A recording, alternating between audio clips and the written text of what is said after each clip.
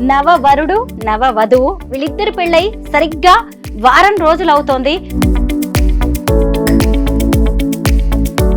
మీరు ఇలాగ ట్రాన్స్ విమన్ ని ఆరోహిని ఎందుకు పెళ్లి చేసుకున్నారు?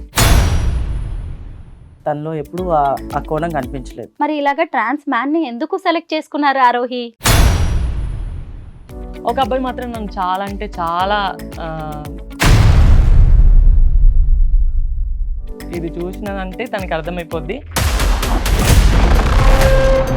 కానీ తను నాకు లైఫ్ ఇచ్చింది. ఒక సంసార జీవితం లాంటిది ఉండవు, ఇలాంటివన్నీ మీకు తెలుసు. ఆ క్లారిటీ ఉన్న తర్వాత ఇతన్ని మీరు సెలెక్ట్ చేసుకున్నారా? నాకు ఇక పిల్లలు వద్దు, వీళ్ళు ఉన్నారు చాలు, వీళ్ళని ఎందుకంటే ఉమెన్గా మారేటప్పుడు రోడ్ పైకి వచ్చి నాకు ఒక చాలా కష్టాలు ఉన్నాయి.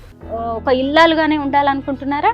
ఖచ్చితంగా నేను మాటిస్తున్నాను. మళ్ళీ కొన్ని జనరేషన్స్ ఉన్నాయి కదా, నన్ను చూసి ఒక ముందు ఇలా మిమ్మల్ని మీరు మార్చుకోవాలని ఏ వయసులో ఎందుకు అనిపించింది? చిన్న నుంచి నేను అమ్మాయిలానే ఉండాలనుకున్నాను. ఇప్పుడు పూర్తి స్థాయిలో అమ్మాయిగా మారిపోయిన తర్వాత అమ్మాయి ఏమంటుంది ఇలా చూసి? నువ్వు ఎలా ఉన్నా హ్యాపీగా ఉంటే చాలు, నువ్వుగా నిన్ను ఎవరైతే హ్యాపీగా చూసుకుంటున్నా. ఎందుకు ఇలా మారారు? చిన్నప్పటి నుంచి అబ్బాయిలాగే ఫీలింగ్స్ ఉండే. అంటే గడ్డాలు మీసాలు రావడానికి, అలాగే వాయిస్ మారడానికి, అలాగే ఇంకా మగ లక్షణాలు మగ అవయవాల కోసం సర్జరీస్ చేయించుకుంటారా? కొంచెం మాకు టిపికల్గా ఉంటాయి కొన్ని సర్జరీస్ వల్ల. మేము కొంచెం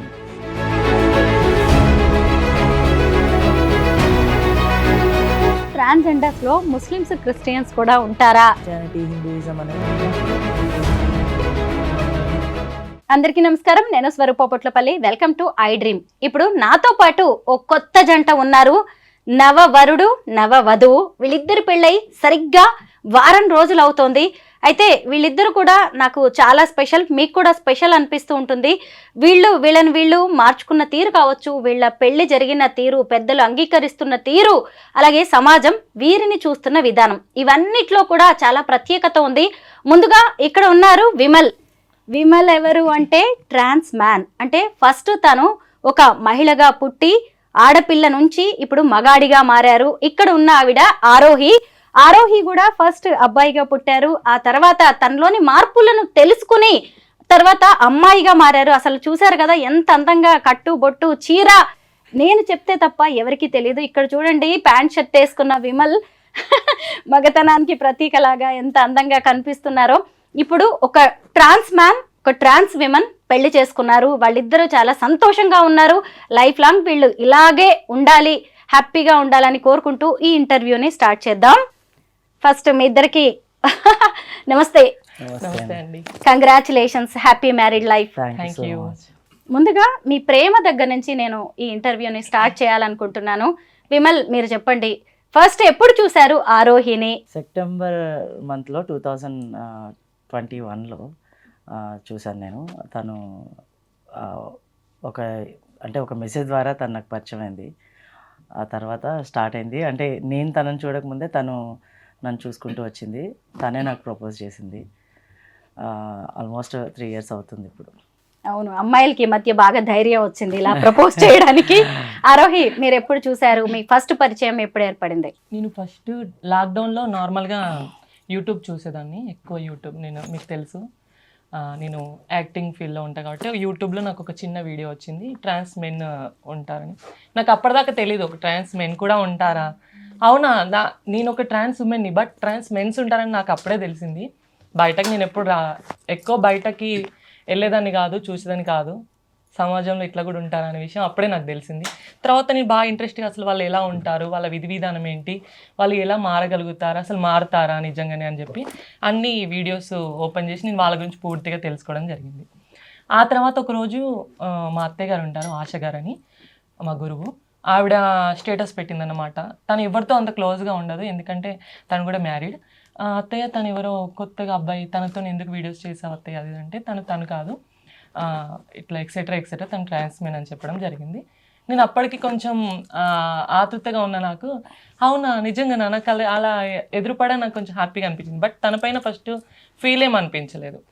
తన నెంబరు మా ట్రాన్స్ కమ్యూనిటీ వాళ్ళ దగ్గర చాలామంది దగ్గర ఉంది. నేను ఊరికే ఒకసారి తన స్టేటస్ చూపించరా, ఒకసారి తను చూపించరా, తను ఏం స్టేటస్ పెట్టాడు అట్లా అడగడం, అట్లా నాకు తెలియకుండా నేను తను ఇష్టపడడం, లవ్ చేయడం స్టార్ట్ అయింది.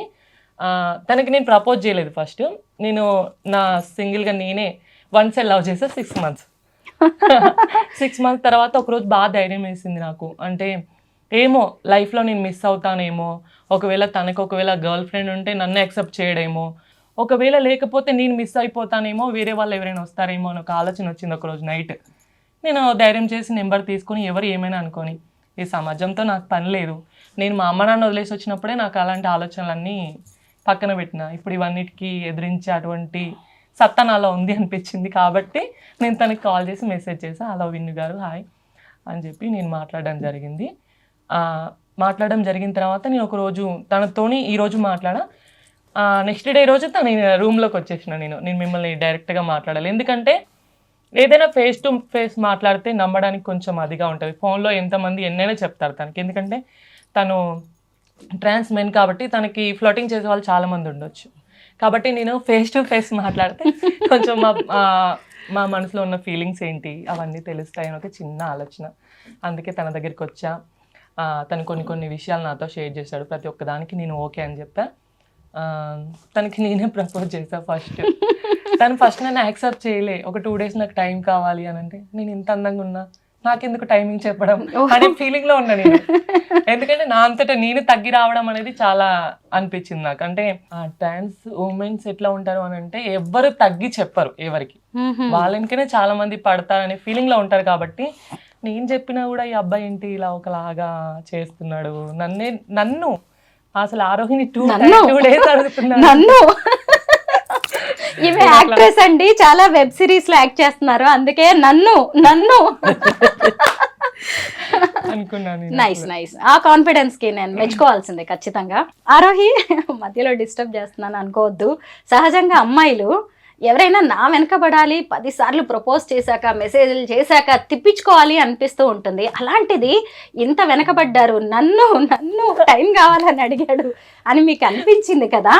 ఏంటి ఇతనిలో ఉన్న స్పెషాలిటీస్? తనలో ఉన్న స్పెషాలిటీ ఏంటో నాకు ఫస్ట్ తెలియదు మేడం. బట్ నేను తన్ని ఇష్టపడ్డా.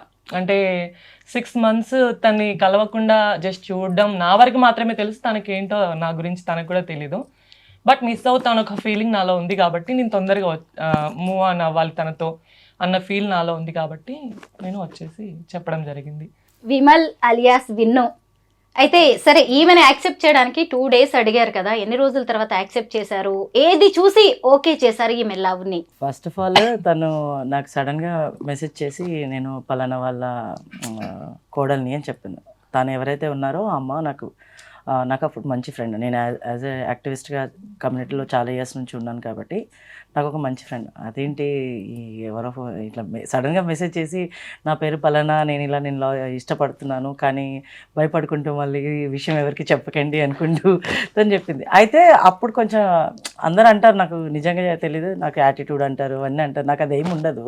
కాకపోతే ఆ టైంలో ఏంటంటే నేను ఆల్రెడీ కొంచెం అప్పుడే ఒక 2 years వేరే బ్రేకప్ తీసుకొని వేరే వాళ్ళ మీద ఎవరి మీద ట్రస్ట్ లేకుండా ఉండడము, అంటే ఈ లవ్ ఇవన్నీ మనకు వర్కౌట్ అవ్వవు అని. అండ్ కమ్యూనిటీలో సేమ్ టైం నాకు చాలామంది ప్రపోజ్ చేసిన వాళ్ళు ఉన్నారు. ఏంటంటే సరదాగా ఉండాలని, సరదాగా నాతో తిరగాలని, కొన్నిసార్లు కమ్యూనిటీలో కూడా పార్టీస్ జరుగుతాయి, పార్టీస్ పోవాలని అలా ఉండేవాళ్ళు చాలామంది ఉన్నారు. ఈ అమ్మాయి డీపీ చూస్తే ఫుల్ క్లాస్ మస్తు. ఇప్పుడు ఇంకా తగ్గిందా? అప్పుడు ఇంకా చాలా బాగుండేది.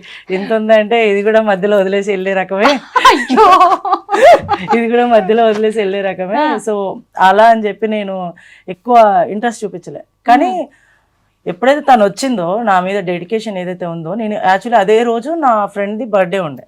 నేను అక్కడ తను వస్తానని చెప్పింది. ఏమన్నా అందరూ వస్తాము తిరుగుదాము అని అనుకుంటారు కదా, తిని కూడా అంతేలే వచ్చి తిరిగి లేకపోతే కలిసి వెళ్దాం అనుకుంటుందేమో అని నేను కూడా క్యాజువల్గా మా ఫ్రెండ్ వాళ్ళు అప్పుడే నా ఫోన్ వేరే ప్రాబ్లం వచ్చి వేరే దగ్గర రిపేర్కి ఇచ్చాను. ఒక ఫోన్ ఛార్జింగ్ పెడితే ఉంటుంది అనమాట. తిను వచ్చి నాకు కాల్ చేసింది. అన్ఫార్చునేట్లీ ఏంటంటే ఆ రోజు ఇంకా వాళ్ళ ఫ్రెండ్స్ వాళ్ళ ఇంటికి వచ్చింది. అక్కడికి వచ్చి నా దగ్గర రావడానికి ఇదనమాట. నా ఫోన్ ఆఫ్ అయిపోయింది, తిను అనుకుందంట లైక్ అయిపోయింది, తిను అందరిలాగానే టైం పాస్ చేసేలాగా ఉన్నారు అని తను అనుకుంది. నేనేమనుకున్నాను, అందరూ టైంపాస్ చేసేవాళ్ళు ఈ రోజుల్లో, తను కూడా అంతే ఉంటుంది. రాత్రి ఫుల్ కొంచెం డ్రింక్ చేసి ఉన్నాను నేను ఆ రోజు. బర్త్డే పార్టీ నుంచి వస్తున్నా. వచ్చాను ఫాస్ట్గా, ఎక్కడ ఉప్పల్లో ఉన్నాను నేను, అమీర్పేట రావాలి, ఫాస్ట్గా 15 నిమిషాలు వచ్చాను. వచ్చి చూస్తే మంచిగా గ్రీన్ కలర్ చుడీదార్ వాళ్ళ ఫ్రెండ్స్ ఇద్దరు వచ్చి డ్రాప్ చేశారు. ఒక సిస్టర్ అండ్ వాళ్ళు వచ్చి డ్రాప్ చేశారు. చూశాను, ఇదేంటి ఎంత బాగుంది, నిజంగానే బాగుంది అనుకున్నాను మనసులో. తర్వాత రోడ్ మీద ఎక్కడ ఆ టైంలో ఎక్కడ తీసుకెళ్ళడం ఇది లేక నేను బ్యాచులర్ రూమ్ ఉండే, అక్కడికి వెళ్ళి నువ్వు వీడియోలో చూసే, అంటే వీడియోలో నేను చాలా బాగా ఇంకా బాగా కనిపిస్తాను కానీ ఎదురుగా నేను అంత ఏం బాగోను అని కొంచెం కన్వర్జేషన్స్ మాట్లాడుకుంటూ ఉంటే, ఈ లవ్ గివ్ నాకేం వర్కౌట్ అవ్వవు, నువ్వు కూడా అందరిలాగే అనుకుంటాను. ఫుల్గా ఇంకా డ్రింక్లో ఉన్నాను కాబట్టి ఇంకా ఫుల్గా చెప్పాను అన్ని విషయాలు నా గురించి, A to Z ఏం జరిగింది, ఎందుకు ఇన్ని రోజులు ఖాళీగా ఉన్నాను, రిలేషన్కి యాక్సెప్ట్ చేయట్లేదు అన్నీ చెప్పాను. టైం తీసుకున్నాము. 2 days తర్వాత కొంచెం మాకు తెలిసిన ఫ్రెండ్స్ ఉన్నారు, వాళ్ళ దగ్గరికి తీసుకెళ్ళి టెంపుల్కి వెళ్ళి వచ్చేటప్పుడు ఐ లవ్ యూ అని నేను చెప్పాను మళ్ళీ. అయితే 3 years అలాగా ప్రేమలోనే ప్రయాణించారు మీరిద్దరు. ప్రేమ ఉంది, ఫైటింగ్స్ అయ్యాయి. ఈ లాస్ట్ వాళ్ళ దగ్గరికి ఎప్పుడు వెళ్ళింది మీ లవ్ స్టోరీ? చాలా సార్లు వెళ్ళింది. యాక్చువల్లీ చాలా గొడవలు జరిగాయి మా ఇద్దరికి కూడా, చాలా అంటే చాలా. ఇంకా అయిపోయింది, ఇంకా తన దారి తను, నా దారి నేను అని. లాస్ట్ 6 months మా మ్యారేజ్కి ఒక 1 week బిఫోర్ కూడా మేము మళ్ళీ జీవితంలో కలుస్తామనే ఆశ తనకు లేదు, నాకైతే కాన్ఫిడెంట్ ఫుల్గా ఉంది. నేనైతే ఇట్లా దిగ్గజంలో చాలా మంది చెప్పారు, నీకు ఆమె కోసం ఎందుకు వెయిట్ చేస్తావు, చాలా మంది ఉన్నారు కదా నువ్వు ఇష్టపడే వాళ్ళు, వాళ్ళని చేసుకోవచ్చు కదా, అసలు అంతేముంది ఆరోహి దగ్గర, ఎందుకు తన కోసం వెయిట్ చేసి నీ లైఫ్ని. అంటే 6 months అయిపోయింది, కంప్లీట్గా విడిపోయాం, ఒక కాల్ లేదు, ఏం లేదు. నేను కూడా తనకి ఒక వాయిస్ మెసేజ్ పెట్టి, నీకు ఎప్పుడు రావాలనిపిస్తే అప్పుడు రా, నేను వెయిట్ చేస్తా, ఇంకొకరైతే నా లైఫ్లో రాదు, అదొక ఇది చెప్పేసి నేను రిలాక్స్గా నా పని నేను, నా వర్క్ నేను, నా లైఫ్ కొంచెం ఫోకస్ చేయడము అలా చేయడం స్టార్ట్ చేస్తాను. తన ట్రాక్లో తను చేసుకుంటూ తను కూడా చాలా ఇబ్బందులు పడింది, బట్ అవన్నీ జరిగాయి. సడన్గా మళ్ళీ కలిసాము. ఇది వెయిట్ చేయకూడదు, ఈ మూమెంట్ని వేస్ట్ చేయకూడదు, ఇంకా మనం ఏదైనా స్ట్రాంగ్ స్టెప్ తీసుకోవాలని ఇమీడియట్లీ ముందు రోజు ముహూర్తం తీపిచ్చాము. నెక్స్ట్ 2 daysలో మ్యారేజ్ చేసుకున్నాం. మీ పేరెంట్స్ ఒప్పుకున్నారా? మా అమ్మకి తెలుసు, మా పిన్నికి తెలుసు, అందరికి తెలుసు. కానీ నాకు ఇంట్లో కొన్ని ప్రాబ్లమ్స్ ఉన్నాయి, దానివల్ల వాళ్ళు రాలేకపోయారు. బట్ వాళ్ళకి నేను ఎలా అయినా హ్యాపీగా ఉండడం కావాలి, దాన్ని డిస్టర్బ్ చేయరు వాళ్ళు. మీ పేరెంట్స్ ఒప్పుకున్నారా? ఎప్పుడు జరిగింది పెళ్ళి, ఎక్కడ జరిగింది? టెంపుల్లో జరిగింది. మాకు ఈ రోజుకి కరెక్ట్గా వారం, ఇదే గురువారం జరిగింది మాకు. పేరెంట్స్కి అందరికీ ఓకే తెలుసు, బట్ వాళ్ళు రావడానికి కొంచెం రాలేకపోయారు. ఎందుకంటే ఫ్యామిలీ పర్పస్లో తనే అట్లా మారిందంటే మళ్ళీ కూర్చుండి తనకి కన్యాదానం చేసి పెళ్లి చేయడం అనేది ఒక ఫీల్ ఉంటుంది ఎవరికైనా, బయట ఏమంటారో సమాజం అట్లా అని. ఇంకా తన గురించి మా అమ్మ వాళ్ళకి తెలుసు, మా డాడీకి తెలుసో అని నేను అనుకుంటున్నా. మేబీ మా అమ్మని మాత్రం ఒప్పించుకొని మ్యారేజ్ చేసేసుకున్నా. విన్ను, మీరు చెప్పండి, మీరు ఒక ట్రాన్స్ మ్యాన్ కదా, మీరు మామూలుగా ఒక నార్మల్ విమెన్ని పెళ్లి చేసుకోవాలి అనుకుంటారు, మీరని కాదు కొంత మీలా ఉన్నవాళ్ళు. అయితే మీరు ఇలాగ ట్రాన్స్ విమెన్ని, ఆరోహిని ఎందుకు పెళ్లి చేసుకున్నారు? నేను అంటే తను ట్రాన్స్ అని ఇప్పటి వరకు కూడా ఎప్పుడు కూడా నేను తను సరదా కూడా నువ్వు ఇలా అని నేను అన్నమాట, అంటే నువ్వు ట్రాన్స్ అని కానీ లేకపోతే, ఎందుకంటే నాకు తనలో ఎప్పుడు ఆ కోణం కనిపించలేదు. గొడవ వచ్చినప్పుడు సాధారణంగా ప్రతి ఒక్కళ్ళు అన్ని విధాలుగా తిట్టుకుంటాము, అది కామన్. బట్ నార్మల్గా ఎప్పుడు కూడా నేను సరదా కూడా నువ్వు ట్రాన్స్ అంటే వేరే వర్డ్స్ వాడతారు కదా, అలాంటివి నేను వాడను. ఎందుకంటే నాకు కావాల్సింది ఏంటి, నాకు ఒక పార్ట్నర్ కావాలి, ఎవరు నన్ను అర్థం చేసుకుంటారు. ఒక అమ్మాయితో నేను ఆల్రెడీ ఇంతకుముందు నా పాస్ట్లో చూశాను, అది నాకు ఫిక్స్ కాలేదు.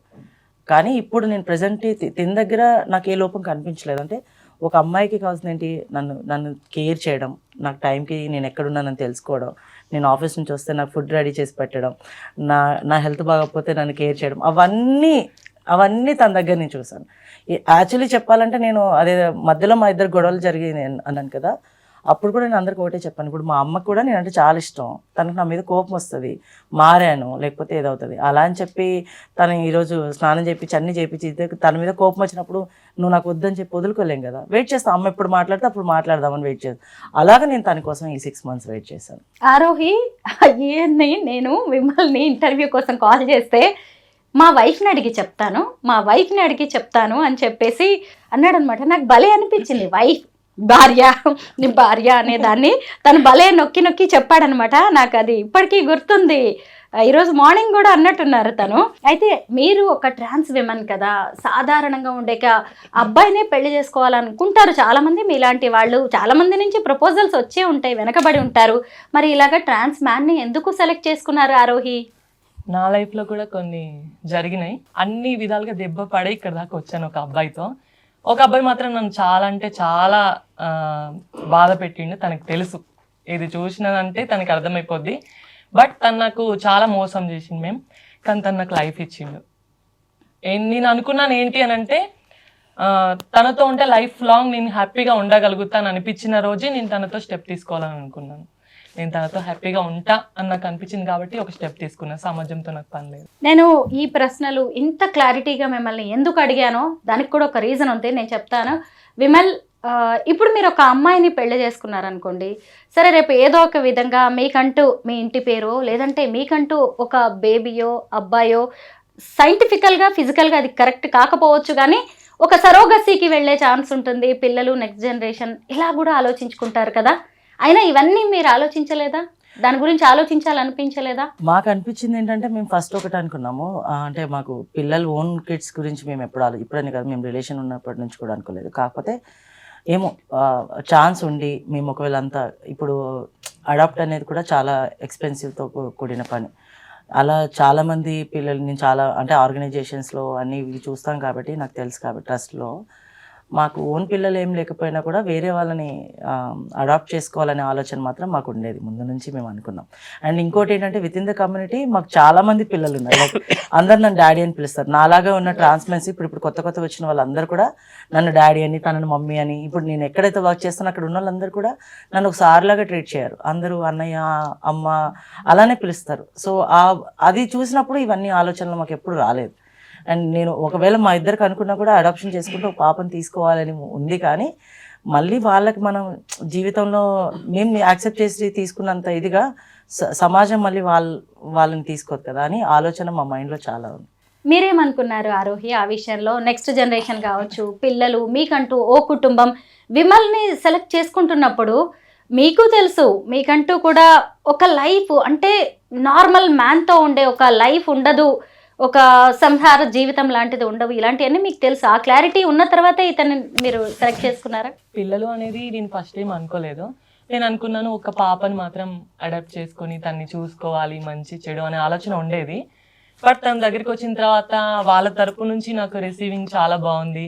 ఆ పిల్లల్ని చూస్తే నాకు ఏమనిపిస్తుంది అంటే నాకు ఇక పిల్లలు వద్దు, వీళ్ళు ఉన్నారు చాలు వీళ్ళని. ఎందుకంటే ఇప్పుడు నాలా కష్టపడి వచ్చిన వాళ్ళే. నేను ఒక ట్రాన్స్ ఉమెన్గా మారేటప్పుడు రోడ్ పైకి వచ్చి నాకు ఒక చాలా కష్టాలు ఉన్నాయి. అట్లా నాకు సపోర్ట్ చేయడానికి ట్రాన్స్ ఉమెన్స్ చాలా మంది ఉన్నారు, కానీ బట్ వీళ్ళకి ఎవరు ఉండరు. అట్లాంటి వాళ్ళందరికీ నేను తల్లిని అవ్వాలి.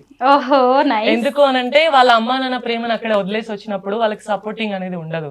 ట్రాన్స్ ఉమెన్ కి ఏంటంటే కమ్యూనిటీ వైజ్ గా వాళ్ళకి సపోర్ట్నెస్ అనేది ఉంటుంది. బట్ ట్రాన్స్ మెన్ కి సపోర్టింగ్ చాలా తక్కువ. వాళ్ళు ఎక్కడికి వెళ్ళాలో తెలియదు. బయట చూసే వాళ్ళకి అనిపిస్తుంది రోడ్ పైన కూర్చుంటే పలానా ఒక అమ్మాయి ఉందిరా, బాగుందిరా, అలా గెలికే వాళ్ళు ఉండొచ్చు, సంథింగ్ ఏదైనా అయి ఉండొచ్చు. అలాంటి వాళ్ళందరికీ నేను తల్లిని అవ్వాలని నా ఫీలింగ్. తనతో ఆఫీస్లో ఉన్న ప్రతి ఒక్కరు నన్ను అమ్మ అని మాత్రమే పిలుస్తారు. నాది ఫుల్ హ్యాపీ. నేను సరే, పిల్లలు, నెక్స్ట్ జనరేషన్ అవన్నీ నథింగ్, మీరేం చెప్తారా అని నేను వినాలి అనుకున్నాను. మీ దగ్గర నుంచి ఆ క్లారిటీ కోసం నేను అడిగాను, కానీ ఆమె దగ్గర నుంచి ఎంత పెద్ద ఆన్సర్ వచ్చిందో చూసారా, ఎంత బ్రాడ్ మైండ్ తనది అనేది. నిజంగా గ్రేట్ ఆరోహి. అయితే మీరు ఏం చేస్తుంటారు విమల్? నేను ఇప్పుడు ప్రజెంట్లీ కమ్యూనిటీ బేస్డ్ ఆర్గనైజేషన్, అది టోటల్ LGBTQIA+ మొత్తం అందరికీ. మాకు ఒక షెల్టర్ హోమ్ ఉంది. అండ్ దాంతోపాటు అంటే బయట ప్రజలు కొంతమందికి డ్రెస్అప్ చేసుకోవాలన్నా లేకపోతే చదువుకోవాలన్నా విత్ ఇన్ ద కమ్యూనిటీ చదువుకునే వాళ్ళకి యాక్సెప్ట్ చేయకపోవడము, ఇబ్బందులు పడడం, ఇంట్లో ఫ్రీగా ఉండలేకపోవడం ఉంటుంది కదా. అలాంటి వాళ్ళందరికీ మాది క్యూటీ సెంటర్ అని చెప్పి, క్యూఆర్ ట్రాన్స్ వెల్నెస్ సెంటర్ అని చెప్పి అఫ్సిగూడలో ఉంటుంది మా ఆఫీసు. దాంట్లో నేను షెల్టర్ మేనేజర్గా వర్క్ చేస్తున్నాను. మీరేం చేస్తుంటారు ఆరోహి? నేను యాక్టింగ్ చేస్తూ ఉంటా. మిగతా టైంలో నార్మల్గా నాకు ఇన్కమ్ కావాలి కాబట్టి మా వాళ్ళతో నార్మల్గా మ్యారేజ్కి అట్లా వెళ్తూ ఉంటా. కాకపోతే అది ఎప్పుడో ఒకసారి వెళ్తూ ఉంటా. యాక్టింగ్ పర్పస్లోనే ఎక్కువ వెళ్ళాలని నా ఫీల్. కాకపోతే ఒక మంచి ఛాన్స్ రాలేదు, వాటి కోసం వెయిట్ చేస్తున్నా. విమల్ ఆలోచనలు ఎలా ఉన్నాయో వైఫ్ విషయంలో మీరు విన్నారు. ఈరోజు ఇంటర్వ్యూ కెమెరాల సాక్షిగానే చెప్పాడు, నేను ఇంటికి వచ్చేసరికి మా ఆవిడ వండాలి, పెట్టాలి, నాకంటూ ఒక మనిషి ఉండాలి అని.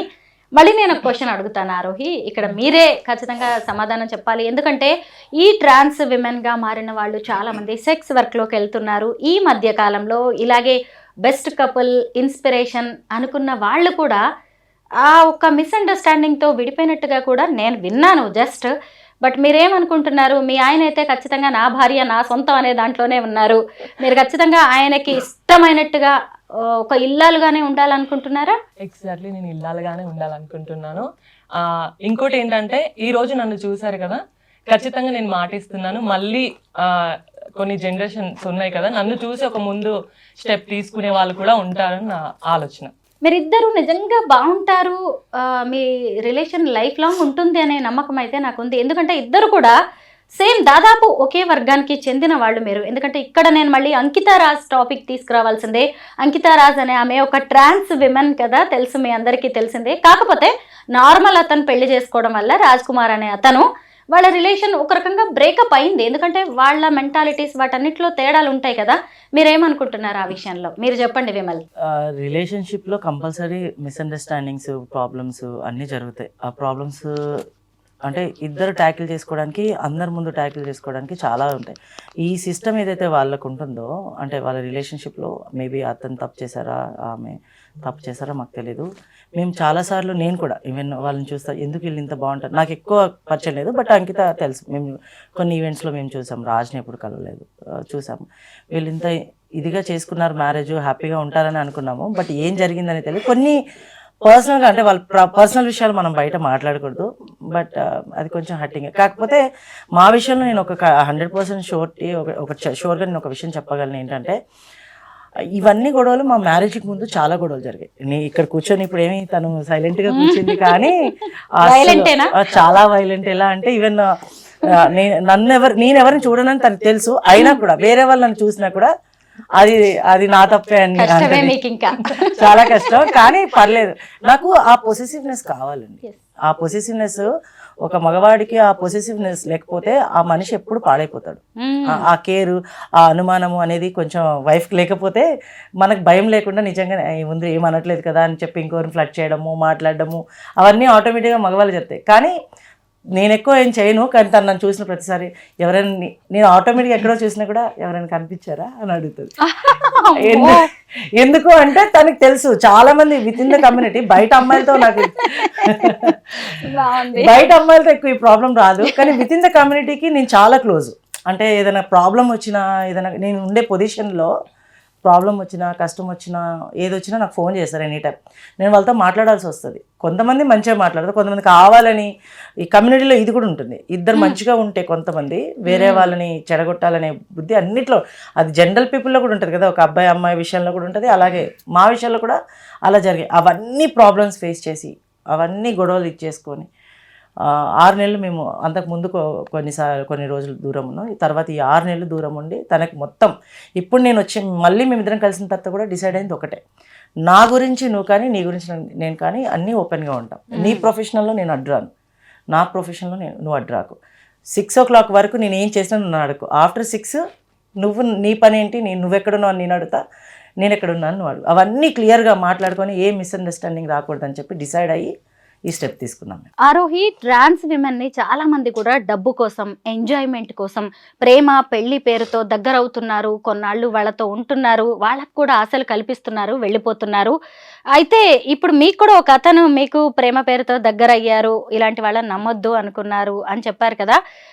మీ కమ్యూనిటీ చాలా ఎక్కువగా ఫేస్ చేస్తున్న ప్రాబ్లం ఇదే, ముఖ్యంగా ప్రేమ రాహిత్యం. ఎవరైనా కాస్త వెనకబడితే చాలు, ఇష్టంగా చూస్తే చాలు, దానికోసమే కదా ఇంత కష్టాలు పడి మీరు అసలు సృష్టికే ప్రతిసృష్టి చేయించి మిమ్మల్ని మీరు ఇలా మార్చుకుంటారు. ఏమనిపిస్తూ ఉంటుంది? మీరు ఎలా జాగ్రత్తగా ఉండాలంటారు ఈ విషయాల్లో? నేను అందరు ట్రాన్స్ ఉమెన్స్కి చెప్పేది ఒకటే, ప్రేమ అనేది వాళ్ళు ప్రేమించినప్పుడు మనకు ఒక నటన అనే చిన్న విషయం మనకు అక్కడ క్లారిటీగా తెలిసిపోతుంది. ఎందుకంటే బాగా కేరింగ్ చూపించేవాడు ఎప్పుడు క్లారిటీగా ప్రేమించాడు క్లియర్గా. ఎందుకు అంటే అదొక్కటి మనం అర్థం చేసుకుంటే సరిపోతుంది. అట్లా ప్రేమించి లైఫ్ని ఆగం చేసుకునే వాళ్ళు ఉన్నారు, సూసైడ్ చేసుకునే వాళ్ళు ఉన్నారు, ప్రతి ఒక్కరు ఉన్నారు. బట్ మీకు ఒక నమ్మకం అనేది ఉంటుంది, మనల్ని ప్రేమించి దగ్గరికి వచ్చినప్పుడు నమ్మకం అనేది ఖచ్చితంగా ఉంటుంది. కానీ ఆ నమ్మకం ఎంతలో వరకు ఉంటే అంత బాగుంటుందని నా ఫీలింగ్. చెప్పగానే తొందరగా నమ్మడం, ప్రేమ అనగానే దాన్ని తొందరగా అట్రాక్ట్ అయిపోవడం, ఇలాంటివన్నీ ఎందుకు చేస్తారు అని అంటే, అమ్మ ప్రేమ చాలా దూరం, ఫ్యామిలీ పర్పస్లో ప్రేమ దూరం. అలాంటి ఒక వ్యక్తికి ఒకరిని నేను ప్రేమిస్తున్నాను, మిమ్మల్ని మీతో నేను లైఫ్ లాంగ్ ఉండాలనుకుంటున్నాను, అదే నిజమేమో అని చెప్పి నమ్మి ఒక స్టెప్ తీసుకుంటారు. కానీ అలాంటి టైంలో వాళ్ళు ఏది చెప్పినా నిజమే కావచ్చు, నన్ను నాతో లైఫ్ లాంగ్ ఉంటారేమో అనుకుని ఒక స్టెప్ తీసుకుంటారు. కానీ అప్పుడే ఒక చిన్న చిన్న విషయాలు కానీ ఏదైనా ఒక విషయంలో వాళ్ళకి గొడవ స్టార్ట్ అయినప్పుడు ఆ చిన్న విషయమైనా కానీ దాన్ని చాలా పెద్దగా చేసి విడిపోవడానికి ప్రయత్నిస్తూ ఉంటారు. మనం నేను చెప్పేది ఏంటంటే ట్రాన్స్ ఉమెన్స్కి మన జాగ్రత్తలో మనం ఉంటే చాలా బాగుంటుంది అని నా ఫీలింగ్. ప్రేమ అనేది ఎక్కడి నుంచైనా రావచ్చు, కొంచెం మనం కూడా ఓపిక పట్టి ఆగితే ఖచ్చితంగా ప్రేమ దొరుకుతుంది. మనకి సపోర్ట్ ఉండేవాళ్ళు, మనతో ఉండేవాళ్ళు వీళ్ళే కరెక్ట్ అని మీకు అనిపించినప్పుడు ఒక స్టెప్ తీసుకోండి, తప్పు లేదు. కానీ వాళ్ళు స్టెప్ తీసుకోకుండా వాళ్ళ కోసం పోరాడే వాళ్ళు మస్తు మంది ఉంటారు ట్రాన్స్ ఉమెన్స్లో. అలాంటి వాళ్ళని కొంచెం మనం కష్టం అనిపించి మన హార్ట్కి కష్టం అనిపించినా వాళ్ళని దూరం పెట్టుకుంటేనే చాలా బాగుంటుందని నా ఫీల్. విమల్, నేను ట్రాన్స్ విమెన్ని చాలా మందిని కలిసాను, బట్ ట్రాన్స్ మ్యాన్ని చూడడం ఫస్ట్ టైం, మాట్లాడడం కూడా ఫస్ట్ టైం మీతోనే. అయితే ఏంటి ఇప్పుడు మీరు ఇందాకే చెప్పారు డ్రింక్ చేస్తాను, ఎంజాయ్మెంట్ ఏదో చెప్పారు మొత్తానికి. అయితే ఎక్కువగా మీ కమ్యూనిటీ వాళ్ళతో మీరు కలుస్తూ ఉంటారా, లేదంటే జనరల్ నార్మల్ మేల్తో కలుస్తారా మీరు ఈ పార్టీస్లో నార్మల్గా ఎక్కడైనా? నాకు జనరల్ పర్సన్స్, స్ట్రైట్ పర్సన్స్ కూడా ఫ్రెండ్స్ ఉన్నారు, with in the community friends ఉన్నారు. నేను ఇద్దరితో అంటే వాళ్ళతో వీళ్ళతో రెండింటితో కూడా టైం స్పెండ్ చేస్తాం. లైక్ ఎప్పుడో వీకెండ్స్ కానీ, లేకపోతే నాకు వర్క్స్ లేకపోతే ఏదైనా బర్త్డేస్ కానీ అందరూ ఉన్నారు. అంటే స్ట్రైట్ పర్సన్స్ ఉన్నారు, ఇటు ఉన్నారు. అందరూ కూడా నన్ను ఎక్కడ కూడా నువ్వు ఇలా మారావు అన్నట్టుగా నన్ను ఎవరూ ట్రీట్ చేయరు. అండ్ చాలా యాక్సెప్టెన్స్ ఎక్కువ ఉంటుంది నా విషయంలో. అసలు బయట అయితే ఇంకా జనరల్గా అసలు ఈ విషయమే తెలియదు ఎవరికి. నేను ట్రాన్స్మెన్ అని చెప్పుకోవాల్సిన అవసరం రాదు కూడా ఇక్కడ. అదనమాట. మీ ఆవిడ వంట బాగా చేస్తుందా? చాలా బాగా చేస్తుంది. ఈ ఆవిడలో నచ్చేది ఏంటి మీకు? అంటే వంట విషయంలోనా, లేకపోతే అన్ని విషయాల్లో తను బాగా ఓవర్ పొసెసివ్, అది నాకు నచ్చుతుంది కొన్నిసార్లు. నా మనిషి, నా వాడు, ఇంకా అది చాలు కదా. నిజమే మరి. ఎందుకంటే ఇంట్లో వాళ్ళ దగ్గర నుంచి అవన్నీ మనం వదిలేసుకొని వస్తాం కదా. మనం ఆ కేరు అంతా, అంటే ఇంట్లో కూడా నన్ను బాగానే చూసుకున్నారు. బట్ ఇది ఇలా మారడం వల్ల మా ఇంట్లో వాళ్ళకి నేను కొంచెం నా గురించి ఆలోచించుకోకూడదు, వాళ్ళ గురించి కూడా మనం ఆలోచించాలి అప్పుడప్పుడు. ఎందుకంటే సొసైటీ నాకు నచ్చినట్టు నేను బతకాలనుకున్నప్పుడు వాళ్ళకు కూడా వాళ్ళు నచ్చినట్టు బతికే ఇది మనం ఇవ్వాలి. వాళ్ళని బాధ పెట్టకూడదు కదా. సో అదంతా ఇప్పుడు మా అమ్మ నన్ను బాగా చాలా కేర్ చేసి, మనం ఏదైనా చేస్తే ఇంకా తప్పని ఒకటి కొట్టి అది ఇలా చేయకు అలా చేయకు అని అమ్మ వాళ్ళు అంటారు. అదే నా భార్య అయితే ఎందుకు నేను కోప్పడాలి అని నాకు ఒక ఫీల్ వస్తుంది అంతే. నేనేమి అలా అని చెప్పి నువ్వు ఇలాగే ఉండు అలా ఉండని నేను తను చెప్పను, తను నాకు చెప్పదు. ఓన్లీ ఒక్క విషయం ఏంటంటే నేను ఎక్కడ చేయి జారిపోతానేమో అనే ఒక భయం తప్ప ఇంకేం ఉండదు. చాలా బాగా ఇచ్చేస్తుంది. వంట అయితే ఇంక చెప్పాల్సిన అవసరం లేదు, ప్రతి ఒక్క. అండ్ ఓపెన్గా చెప్పాలంటే నాకు ఎక్కువ లాస్ట్ ఇయర్ నేను హెల్త్ బాగోక నా సర్జరీస్ అయినప్పుడు కూడా నేనేమి ముందు మారిపోలేదు. నా జర్నీని కూడా తను చూసింది. తను వచ్చిన తర్వాతే నాకు అన్ని సర్జరీస్ అయ్యాయి. నన్ను చూసుకొని ఒక పిల్లోళ్ళ దగ్గర పెట్టుకొని తనే ఆయింట్మెంట్స్ రాసి దగ్గర చూసుకొని అసలు అవన్నీ చేసింది. సో అలాంటప్పుడు నేను తను అసలే వదులుకోవాలని అనుకోలేదు. అంతగా అన్నీ చూసి ఈరోజు మారిపోయానని ఎవరో వచ్చి నాకు ఫ్లడ్ చేసి నన్ను లవ్ చేసి నువ్వు ఇంత బాగున్నావు, అబ్బాయి ఎంత బాగున్నావు, నీలాగే వెళ్ళలేరని ట్రాన్స్ కమ్యూనిటీలో చాలామంది ఉంటారు, బయట కూడా చాలామంది ఉంటారు. కానీ నేను అంటే ఇంక అప్పుడప్పుడే నాకు గడ్డ మీసాలు వస్తున్నాయి, నాకు ఇంకే సర్జరీస్ కాలేదు. ఆ టైంలో వచ్చింది తను. అప్పుడు వచ్చి నా జర్నీ అన్నిటికీ తన ముందే నా అన్ని సర్జరీస్ అయ్యాయి. తను చూసుకుందంటే నేను తనని ఇప్పుడు వదులుకోవడం కరెక్ట్ కాదనిపించింది, అందుకే వెయిట్ చేశాను. ఆరోహి, అసలు మీరెవరు? చూడ్డానికి అసలు బుట్ట బొమ్మలాగా 16 అణాల తెలుగు అమ్మాయి లాగా ఎంత చక్కగా ఎంత అందంగా ఉన్నారో. మీరు ఒక ట్రాన్స్ విమెన్ అనే విషయం మీరు చెప్తే తప్ప తెలిసేలాగా లేదు. చాలా మీ వెబ్ సిరీస్ లో కూడా చాలా మంది గుర్తుపట్టకపోవచ్చు మిమ్మల్ని చూసిన వాళ్ళు కూడా. అసలు మీరెవరు, మీ పేరేంటి, డెడ్ నేమ్ ఏంటి, ఇలా మిమ్మల్ని మీరు మార్చుకోవాలని ఏ వయసులో ఎందుకు అనిపించింది? నేను చిన్నప్పటి నుండి నాకు ఊహ తెలిసిన క్షణం నుంచి నేను అమ్మాయిలానే ఉండాలనుకున్నా. నాకు ఎక్కువ బాయ్స్ ఫ్రెండ్స్ లేరు. బాయ్స్ నా పక్కన కూర్చున్నా నచ్చదు, నన్ను ముట్టుకున్నా నచ్చదు నాకు. ఎందుకంటే నేను అమ్మాయినే అని నా మైండ్లో ఫిక్స్ అయిపోయినాను కాబట్టి ఇది నాకు నచ్చదు. బట్ అమ్మ చాలాసార్లు కొడుతూ ఉండేది, తిడుతూ ఉండేది, అలా ఉండు ఇలా ఉండు, అబ్బాయిలా ఉండడానికి ప్రయత్నించు అంటే నాతో ఎలా అవుతుంది? నేను చాలాసార్లు అబ్బాయిలా నటించడానికి ప్రయత్నించా, కానీ నటిస్తున్నానేమో అన్న ఫీల్, అంతేగాని నాకు నిజంగానే అబ్బాయిలా ఉండడం అనేది నాతో కాలేదు. కాబట్టి నేను నా 14 ఇయర్స్ అప్పుడు నాకు కమ్యూనిటీ పరిచయం అయ్యారు. పరిచయం అయిన తర్వాత నేను బ్రెస్ట్ ఇంప్రూవ్ కోసం ఇంజెక్షన్స్ వేసుకున్నాను. నేను క్లాసికల్ డ్యాన్స్ చేసేది చిన్నగా ఉన్నప్పుడు. ఆ ప్రోగ్రామ్స్కి వెళ్ళినప్పుడు ఒక 3 days ప్రోగ్రామ్ ఉంటే నాకు 4 days ప్రోగ్రామ్ ఉందని చెప్పి ఒకరోజు అక్కడ స్పెండ్ చేసి నేను చీర కట్టుకొని నాకు నచ్చినట్టుగా బొట్టు పూలు అవన్నీ పెట్టుకొని నేను సరదాగా అక్కడ ఉండి నెక్స్ట్ రోజు ఇంటికి వెళ్ళిపోయేదాన్ని. అప్పుడు నాకు బ్రెస్ట్ ఇంప్రూవ్ నేను బాగా చిన్నగా ఉన్నాను కాబట్టి చాలా ఇంప్రూవ్ అయింది. అది నా దురదృష్టమో అదృష్టం అనుకోవచ్చు, దురదృష్టం అనుకోవచ్చు. అది బాగా ఇంప్రూవ్ అయిపోయింది. ఫ్రెండ్స్ నుంచి చాలా నాకు చూటిపోటి మాటలు అట్లాంటివన్నీ వస్తూ ఉంటాయి. ఓన్లీ మాటల వరకే ఉన్న వాళ్ళు చేతల్లో కూడా చూపించడం, ఇది నిజమా కాదని టచ్ చేయడం అట్లాంటివి నేను తీసుకోలేకపోయాను. ఎందుకంటే నేను అమ్మాయిగా అనుకున్నప్పుడు, వాళ్ళు నన్ను ముట్టుకున్నప్పుడు నాకు అదొక నరకంగా అనిపించేది. అసలు నేను ఎంత పెద్ద తప్పు చేశాననే ఫీలింగ్ వచ్చేది. అట్లాంటివన్నీ నాకు జరిగినాయి. పేరెంట్స్ కి తెలుసా మీరు ఇంజెక్షన్స్ తీసుకుంటున్నారనే విషయం? పేరెంట్స్కి తెలియదు, బట్ మా అమ్మ చాలాసార్లు బాధపడేది, ఆపరేషన్ చేయించాలి తొందరగా, ఇది ఎందుకు ఇలా జరిగింది, నేను ఇవరకు ఇలా అంటున్నారు కాలనీలో, కానీ ఇలా ఎందుకు జరిగింది అని ఇంతవరకు మా మమ్మీకి తెలియదు. ఇది చూసిన తర్వాత అర్థమవుతుంది ఆ రోజు ఎందుకు తనకు అలా జరిగిందని. సారీ అమ్మ, నేనైతే కావాలని చేయలేదు, నా ఫీల్ అట్లాంటిది, బట్ అలా జరిగిపోయింది. ఆ క్షణం అనుకున్నాను నేను, నాకు 10th అయిపోయిన తర్వాత ఇంటర్లో జాయిన్ చేశారు. ఇక నేను ఒక్క క్షణం కూడా అక్కడికి వెళ్ళినా చదవాలని ఇంట్రెస్ట్ నాకు కూడా ఉండేది, బట్ అక్కడికి వెళ్ళిన తర్వాత అక్కడ కూడా నాకు అవే అవమానాలు జరిగేసరికి ఇక నేను ఇది నా లైఫ్ కాదు, ఇది నా ప్రపంచం కాదని కమ్యూనిటీలోకి వచ్చేసి. ఆ తర్వాత మళ్ళీ పేరెంట్స్ తో మళ్ళీ మాట్లాడాను, పేరెంట్స్తో మాట్లాడాను. అమ్మ నాకు ఇట్లా ఉండడం ఇష్టము, మీరు యాక్సెప్ట్ చేయగలుగుతారా, మీరు యాక్సెప్ట్ చేస్తారా అని చాలాసార్లు ఫోన్ చేశాను. వద్దు, నువ్వు అబ్బాయిలా ఉండడానికి అయితేనే ఇంటికి రా అని చెప్పడం జరిగింది. ఆ తర్వాత నేను సర్జరీ అయిన తర్వాత ఒకరోజు కాల్ చేశాను, అమ్మ నేను ఇట్లా పూర్తిగా అమ్మాయిలా మారిపోయాను, మీరు ఓకే అంటే నేను ఇదే బట్టల మీద వస్తాను, కానీ నన్ను ఇలా బ్రతకనివ్వండి అమ్మ అని చెప్పి చాలాసార్లు బ్రతిలాడినాను. అమ్మ ఒకటే మాట చెప్పింది, నువ్వు చచ్చిపోయినాం అనుకున్నాం, మేము స్నానం చేస్తున్నాం, పెట్టేసే ఫోన్. నాన్న ఎక్కువ రెస్పాన్స్ అవ్వకపోయేది అప్పుడు. తను ఎక్కువ మాట్లాడడానికి, ఎవరైనా తండ్రి కొడుకుగా చూసిన తండ్రి ఒకేసారి తన కొడుకు ఇలా అయిపోయాడని మాటలు కానీ కావచ్చు, వాళ్ళ పద్ధతి కానీ కావచ్చు, వాళ్ళ ఫ్రెండ్స్ ఏమైనా అనే విధానమైన కావచ్చు, అది ఎవరైనా ఒక తండ్రి తీసుకోలేడు కదా అని నేను అనుకున్నాను. మేబీ అందుకే తను సరిగా మాట్లాడకపోయేవాడేమో. మా డాడీ నేను క్లాసికల్ డ్యాన్స్ వెళ్తూ ఉంటే కూడా మా అమ్మ చెప్పింది, వద్దొద్దు, ఆ క్లాసికల్ డ్యాన్స్ అంటే కాటుక పెట్టుకోవాలి, లిప్స్టిక్ పెట్టుకోవాలి, వాడి ప్రవర్తనలో చాలా చేంజింగ్గా ఉంది, వద్దు అని చెప్తే మా డాడీ అనుకున్నాడు, నా కొడుకు కమలా హాసన్ అంతా ఎదిగితే చాలు అని అనుకున్నాడు. అట్లా ఫీల్ అయ్యాడు మా డాడీ. కానీ సారీ డాడీ, నేను ఇలా అయిపోయాను. సిబ్లింగ్స్ ఉన్నారా, అక్కలు తమ్ముళ్ళు? నాకు తమ్ముడు, ఒక చెల్లికి మ్యారేజ్ అయిపోయింది. చెల్లి మ్యారేజ్లోనే నన్ను వాళ్ళు యాక్సెప్ట్ చేయడం జరిగింది. కొన్ని రోజులు తమ్ముడి ఇష్యూ తోటి నేను ఇంటికి వెళ్ళలేదు, ఎందుకంటే తన ఫ్రెండ్స్ కూడా ఉంటారు, మనం కూడా కొన్ని అర్థం చేసుకోవాలి.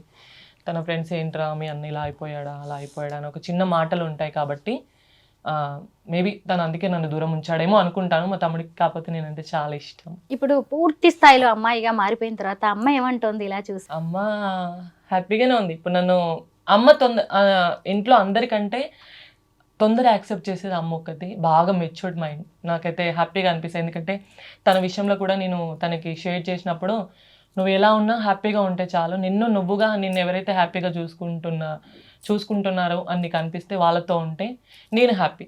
ఎందుకంటే ఇన్ని రోజుల మన దూరానికి నేను ఏ సమాధానం చెప్పలేను నీకు, కానీ నువ్వు తనతో ఉంటే మాత్రం నాకు హ్యాపీ అని చెప్పడం జరిగింది. ఎందుకు అంటే మా అమ్మకి బాగా మెచ్యూర్డ్ మైండ్, బాగా నేను తనకు చెప్పిన విషయాన్ని తొందరగా యాక్సెప్ట్ చేయగలుగుతుంది, దాన్ని తొందరగా అర్థం చేసుకోగలుగుతుంది. అందుకే నేను ఏ చిన్న విషయమైనా అమ్మకి షేర్ చేస్తాను. ఫస్ట్ మీరు ఇలా అమ్మాయిగా మారడం, పెళ్లి చేసుకోవడం, అల్లుడు రావడం, ఇప్పుడు ఏమంటుంది అమ్మ? అమ్మ ఫుల్ హ్యాపీ, ఎందుకంటే తనంటే మా ఇంట్లో చాలా ఇష్టం. మా తమ్ముడికి కానీ, మా డాడీకి కానీ, మా మమ్మీకి కానీ చాలా ఇష్టం తనంటే. తననే నేను పెళ్లి చేసుకుంటా అని వాళ్ళు అనుకోలేదు, ఎందుకంటే మధ్యలో మాకు గొడవ అయింది, డిస్కషన్ చాలా ఎక్కువ అయిపోయింది. తనతో మాట్లాడొద్దు మీరు ఎవరని చెప్పి నేనే వాళ్ళ ఫోన్ నెంబర్ తీసుకొని బ్లాక్ చేయడం జరిగింది. వాళ్ళకైతే ఇప్పుడు తననే నేను పెళ్లి చేసుకుంటున్నా అని చెప్పినప్పుడు వాళ్ళైతే ఫుల్ ఖుష్. ఇంకా చేసుకునేదాకా కూడా వాళ్ళకి నమ్మకం లేదు, చేసుకున్న తర్వాత మాత్రం ఇంకా హ్యాపీ. మీరు చెప్పండి విమల్, మీ డెడ్ నేమ్ ఏంటి? ఇంతకు మీ డెడ్ నేమ్ ఏంటో చెప్పాలి, అసలు మీ పేరేంటి, మీరు అమ్మా నాన్న పెట్టిన పేరేంటి? నేను అది చెప్పాలనుకోవట్లేదు, ఎందుకంటే మళ్ళీ ఇది చూసిన తర్వాత వాళ్ళు నన్ను అదే పిలవడం జరుగుతుంది బయట. కాబట్టి పాత ఫ్రెండ్స్ ఎవరైనా గుర్తుపడుతుంటారా? గుర్తుపడతా ఉంటారు, పాత ఫ్రెండ్స్ గుర్తుపడతా ఉంటారు. అదే నేను పెట్టి పిలిచినా కూడా లేదు నన్ను ఇట్లా పిలవండి అని చెప్పి చెప్తా ఉంటారు. ఇష్టం లేదు అసలు అది తెలుసుకోవడం కూడా. ఆ క్యారెక్టర్ ని మీరు పాతేసారి, వెళ్ళిపోయింది ఆ క్యారెక్టర్. ఆ క్యారెక్టర్ లోకి నేను వెళ్ళాలనుకోవట్లేదు.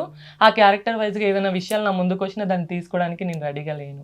కాకపోతే వాళ్ళు మనల్ని ట్రీట్ చేసినప్పుడు దాన్ని నేను తీసుకుంటాను. ఎందుకు అంటే మనం ఫస్ట్ అక్కడి నుంచి వచ్చాం కాబట్టి, మనం ఎక్కడి నుంచి వచ్చినామో దాన్ని మర్చిపోకూడదు. కాబట్టి నేను ఇప్పుడు ఇది నన్ను ఇలా పిలవండి, నాకు ఇలా ఇష్టం అని చెప్పుకుంటాను, అంతవరకే. ఆరోహి అనే పేరు ఎందుకు సెలెక్ట్ చేసుకున్నారు మరి మీరు? ఆరోహి అనే పేరు నాకు నార్మల్గా ఆ పేరు అంటే చాలా ఇష్టం. మా గురువు పెట్టింది, బాగా ఇష్టంగా తను పెట్టుకుంది నాకు ఆరోహి. నేను చెప్పాను అనమాట, అత్తయ్య నాకు ఆరోహి పేరు అంటే బాగా ఇష్టం. ఫస్ట్ నా పేరు నైసి ఈ ఫీల్డ్లోకి వచ్చినప్పుడు నైసి నా పేరు, కానీ అది ముద్దు పేరుగా అందరు నైసి నైసి నైసి నైసి అట్లా అయిపోయింది. అది జస్ట్ ఏదో ముద్దు పేరు లాగుంది, నువ్వు ఒక మంచి పేరు పెడతానులే అని చెప్పి చెప్పడం జరిగింది మా అత్తయ్య. తర్వాత ఆమె చెప్పింది ఇట్లా ఆరోహి బాగుంటుంది, బాగుంది పేరు, ఇది పెడితే నీకు బాగా సెట్ అవుతుంది. తర్వాత నాకు ఆరోహి ఆరోహి తర్వాత ఇన్స్టాలో బాగా కొంచెం ఫేమస్ అయిపోయిందని నేను ఆరోహి అట్లా నడుస్తూ ఉంది. ఆరోహి ఎర్రా అంటే ఇప్పుడు తెలియని వాళ్ళు ఎవరు లేరు, మ్యాక్సిమం యూట్యూబ్లో కొట్టిన ఆరోహి ఎర్రా అని వస్తుంది. ఓ గ్రేట్. చాలా వీడియోలు వస్తాయి నాకు. మీరు చెప్పండి విమల్, ఒక అబ్బాయిగా పుట్టారు, ఆ తర్వాత ఇలాగా అమ్మాయిగా పుట్టారు. మీరు చూసారా, నేనే కన్ఫ్యూజ్ అయిపోతున్నాను. అమ్మాయిగా పుట్టి అబ్బాయిగా మారారు. నిజంగా అన్ని లక్షణాలు కూడా అబ్బాయిలాగా మీరు కరెక్ట్, పర్ఫెక్ట్. మీరు డెసిషన్ కూడా మీది కరెక్ట్ లాగే ఉంది. ఏ ఊరు మీది? ఎందుకు ఇలా మారారు? ఎందుకు అనేది అసలు క్వశ్చనే కాదు.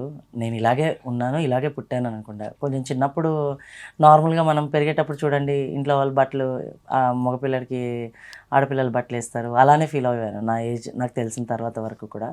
నేను పుట్టింది శ్రీకాకుళం, పెరిగిందంతా అంటే జస్ట్ అమ్మమ్మ వాళ్ళు అక్కడ ఉండే కాబట్టి అక్కడ పుట్టాను, పెరిగిందంతా హైదరాబాదే. సో నాకు చిన్నప్పటి నుంచి అబ్బాయిలాగే ఫీలింగ్స్ ఉండే.